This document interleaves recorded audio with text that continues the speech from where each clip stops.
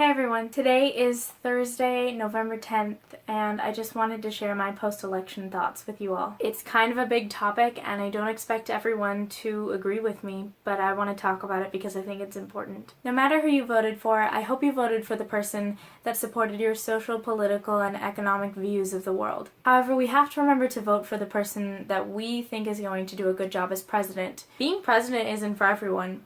I probably couldn't do it. Heck, I know I couldn't do it. But voting is something that I will be able to do in the future, and I'm going to do my civic duty to vote for this country. We have the amazing privilege to vote for our leaders, who we think is going to lead our country well, who's going to make great international relations, who's going to help this country instead of take it backwards. I know we have this crazy two-party system, and sometimes I don't even feel like I belong in one party or the other. But when I am able to vote, I'm going to vote for the person who best supports my views. Now, my diplomatic answer to this election is congratulations, Donald Trump.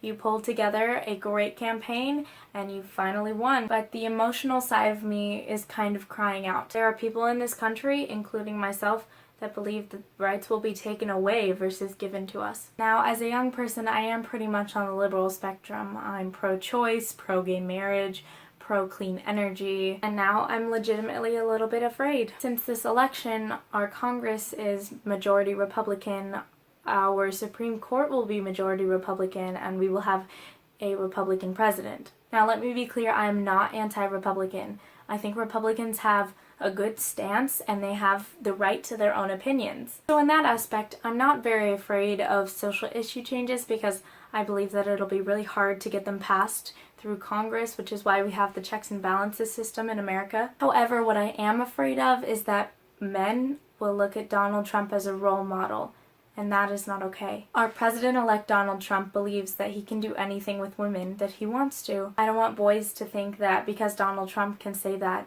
so can they. Now, I'm not fully a Clinton supporter either. I think there were some things wrong with her campaign, but overall she had similar ideology as I did, and I really think that this is the time for people to bond.